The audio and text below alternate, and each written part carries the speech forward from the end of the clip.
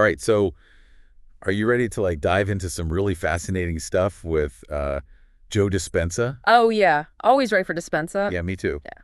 So we've got like a snippet from one of his teachings, Okay. and it gets pretty mind-blowing, I gotta say. All right, I'm intrigued. Yeah, like heart coherence, Uh-huh. brain waves, Okay. and even your body acting like its own Wi-Fi signal. Whoa. Okay. That's a new one. I know, right? It's a lot. It is. So have you ever like felt like you were sending out vibes into the universe, Oh, yeah. All the time. hoping that they would somehow shape your reality? Yeah, I think most people probably have that intuition at some point, right? Exactly. Yeah. It's kind of what we're talking about today, Okay. but on a whole other level. I'm ready. Okay, good. Let's do it.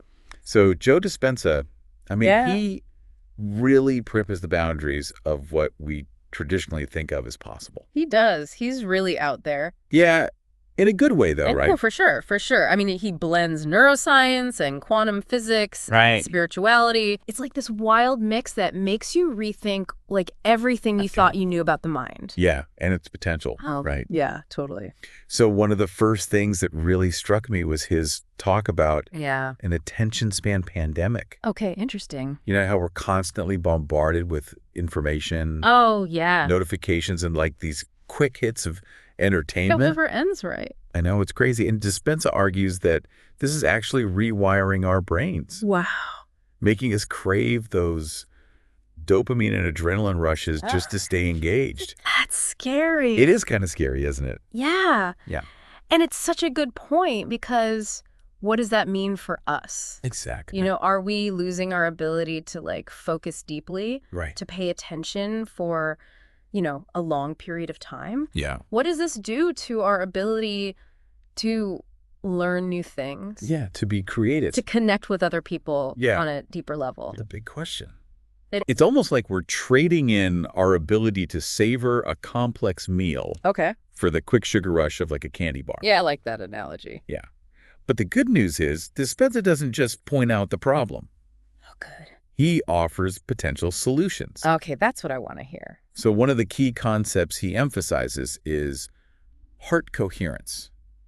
Heart coherence. Yes. Okay. It's where your heart beats in this like rhythmic, steady pattern. Uh-huh. And it sends signals to your brain that help foster a more creative and balanced state. Okay, so it's not just like a woo-woo feeling then. No, not at all. So there's actually some science behind this heart-brain connection. There's actual scientific evidence to support it. That's so cool. It is really cool. So what kind of evidence are we talking about? Well, we can measure something called heart rate variability, Okay. or HRV. HRV? Yeah, and it basically tracks the variation in time between your heartbeats. Okay, I've heard of that. Yeah, so higher HRV is linked to better emotional regulation, resilience to stress, and even improved cognitive function. Wow, so it really does impact like all these different areas of our lives. Yeah, it's pretty amazing. It is. So this heart-brain connection isn't just some fluffy feel-good concept. Right. It's actually grounded in real science. That makes it even more interesting. Right, totally. But then Dispenza takes things even further. Okay, how so? He suggests that we can actually cultivate those desired feelings before an event occurs, Okay. which he believes can influence the outcome. Interesting. So it's not just about waiting for something good to happen and then feeling grateful. So you're saying it's about generating those feelings of gratitude Yes. ahead of time. Exactly. Almost like you're already living the experience in your mind. Yes, exactly like that. It's like, whoa. Yeah. You know, if we're essentially walking antennas, broadcasting our inner state out into the world, Uh-huh. that raises some pretty big questions about, Yeah. what exactly we're putting out there. Yeah, what are we broadcasting, right? Exactly. It makes me think about all those times I was like totally stressed out, worried about something. Yeah. And then, wouldn't you know, Oh. things seem to go even more wrong? Oh, no. Was I somehow attracting that negativity? That's a good question. Yeah. So that's where this idea of shifting from a matter-focused reality Okay. to a field-based reality comes in. Interesting. So instead of like focusing on manipulating the external world through sheer effort, right? Yeah, like pushing and shoving and forcing things to happen. Yeah. Yeah. He's saying like turn inward and Okay. work on changing your energy, your internal state. Okay, so it's like switching from pushing and shoving to becoming a magnet. Yes, exactly. Okay, that sounds great in theory, Yeah. but how do we actually do that? Right. How do we make that shift from the doing mentality to a state of being that aligns with what we desire. That is the question, isn't it? It is. So he points to practices like meditation, mindfulness, Yeah. and cultivating gratitude as ways to kind of shift our energy Uh-huh. and align it with our desires. So when you're feeling truly grateful, Yeah, your whole energy shifts, right? right. You feel lighter, more expansive, Yeah, more connected. more connected. Yeah. It's like that's the kind of energy that can start to ripple out Uh-huh. and influence the world around you. Yeah, I love that. And then he takes it even further. Where does he go from there? He says that when we change our internal state, Okay. we'll start to see synchronicity show up in our lives. Synchronicity. Yes. Okay. Meaningful coincidences Yeah. that seem to reflect our inner world. Interesting. So, like when you're thinking about Okay. someone and then they call, Oh, yeah? or you stumble upon the exact information you need. The perfect moment. Yes, at the perfect moment. Are those just random events, or is there something deeper at play? That's a good question, and it's a question that people have been asking for a long time. It really is. From a psychological perspective, you could say it's about like selective attention. Okay. When you're focused on a certain idea or desire, you're more likely to notice things that relate to it. Makes sense. But some people believe that synchronicity points to like a deeper interconnectedness, a hidden order beneath the surface of things. Yeah. I mean, even quantum physics Right. suggests that at a fundamental level, everything is interconnected. Yeah. So maybe those coincidences aren't so coincidental after all. Yeah. This reminds me of something he said about emotions. Okay. He talks about how we usually wait for something to happen Yeah. in the outer world Right. to trigger a feeling, Yeah. but he suggests we flip the script. Okay. I like where this is going. Yeah. So instead of waiting for that promotion Yeah. to feel happy and successful, Right. we Yeah. should cultivate those feelings now. Yes, exactly. It's about creating the emotional experience ahead of time, Wow. almost like we're living it in our minds and bodies before it manifests in the physical world. That's powerful. And this idea has some interesting connections to the field of epigenetics. Epigenetics. Yeah, I love epigenetics. it's fascinating. It suggests that our environment and experiences Yeah. can actually influence how our genes express themselves. So if we're generating those positive emotions now, could we be sending signals to our genes that Yeah. we're already living that reality, It's possible? potentially influencing our health and well-being in the process? Yeah, my mind is officially blown. I know, it's a lot to take in. It is. It really makes you wonder about the power of our beliefs. Yeah. If we truly believe something is possible, are we more likely to create it? That's the big question, right? It is. I mean, look at the placebo effect. Right. People experience real changes simply because they believe they're receiving a treatment. Even if it's just a sugar pill. Yeah, even if it's a sugar pill, it's incredible. It really is. So there's definitely a strong correlation between belief, Yeah. expectation, and outcome. I think- So even if we're not entirely convinced about the science of manifestation, Right. the act of believing and feeling as if something is already true Yeah. could create a shift in our reality. It's like we're priming our minds and bodies Yeah. to be open to that possibility. Exactly. Yeah. So if we're constantly bombarded with negativity stress Yeah. and fear-inducing news, Oh, yeah. The news can be brutal. I know it's tough, could that be keeping us locked in a state of survival, That's a good point. making it harder to manifest our dreams? It could be like our bodies are stuck in fight or flight mode, Yeah. focused on self-preservation instead of creation. Exactly.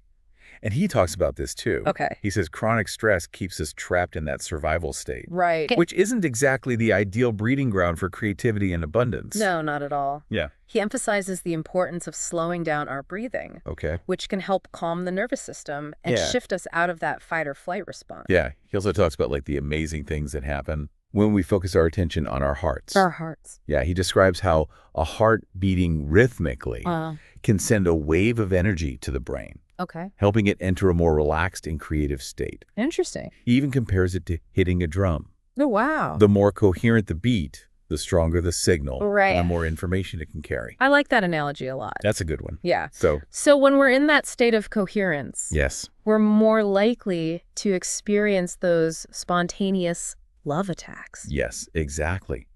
Where our bodies just naturally generate feelings of joy, gratitude, and connection. It's like tapping into a wellspring of positive emotions Yeah. that's always available to us. Always there. It's beautiful.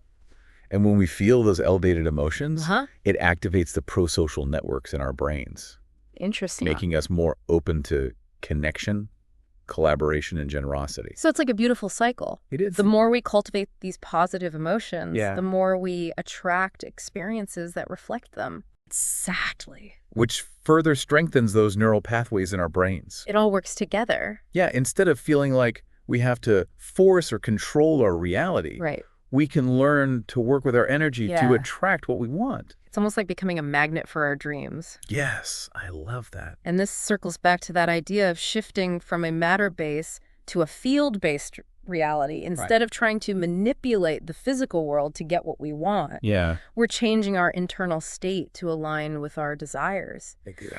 And he suggests that doing this can actually shorten the distance Wow. between the thought of what we want Okay. and the experience of having it. So we're bridging the gap between thought and reality. Yes, exactly. That's a mind-bending concept. It is. It touches on some of the deepest mysteries For sure. of consciousness and the nature of reality. But at its core, yeah, it's about recognizing that we are not separate from the world around us. we're active participants. Yes. Yes. We're creating our reality. That's incredibly empowering. It really is. Yeah. But if our thoughts and feelings really have this power to shape our reality, Right. how do we learn to harness it more consciously? That is the million-dollar question. Yeah, how do we do it? So he talks about the importance of becoming nobody, no one, no thing, nowhere, and no time. Whoa. He's talking about transcending our limited sense of self Okay. and connecting to a deeper level of awareness. Letting go of our attachment Yeah. to the physical world To the physical world. and the stories we tell ourselves about who we are. The stories we tell ourselves. So it's like stepping out of the virtual reality headset of our everyday lives Okay. and tapping into a more expansive reality. Yes, Not exactly. like that. And he suggests that when we do this, we can access a field of pure potentiality, Pure potential. where anything is possible. Wow. And practices like meditation and mindfulness can help us cultivate the coherence Right. and clarity we need to manifest our dreams. So they're all about quieting the mind. Quieting the mind. Letting go of limiting beliefs. Yes. And connecting to something bigger than ourselves. It's about expanding our awareness. Exactly. It's not just about sitting on a cushion and chanting Om for a few minutes each day. is it? Yeah, no, it's not about that. It's about transforming our entire way of being in the world. Absolutely. It's a journey, not a destination. Yeah. There will be challenges, setbacks, and moments of doubt along the way. Yeah, that's life. Right. It is, but if we can stay committed to cultivating a more conscious and heart-centered way of living, Okay. then maybe, just maybe, we can start to experience the world as a place where our dreams can truly take flight. Beautifully said. Yeah. Speaking of dreams taking flight, Yeah. he also talks about the role of synchronicity Yeah. in the manifestation process. Oh, yeah. Synchronicity again. Yeah. He says that when we start to change our internal state, Mm-hmm. we'll often see meaningful coincidences pop up. Like little winks from the universe. Yes, exactly. Right. Like little winks from the universe letting us know we're on the right track. It's like they can actually help speed up the manifestation process. Okay. I'm curious, how does that work? Well, think of it as like a positive feedback loop. You know, Okay. you make a shift within yourself, Uh-huh. and then the universe seems to respond with these little confirmations. Right. It's like it's strengthening your belief and your motivation. So it's like receiving encouragement from the cosmos. Yeah, Like, you're on the right path, keep going. exactly. So if we're paying attention, Yeah, those synchronicities can become like guideposts, right. helping us navigate toward our goals. I love that. It's almost as if we're collaborating with the universe to bring our dreams to life. Yeah, like a cosmic dance. Exactly. We have to remember, though, that the journey of manifestation, Okay. it's not always smooth sailing.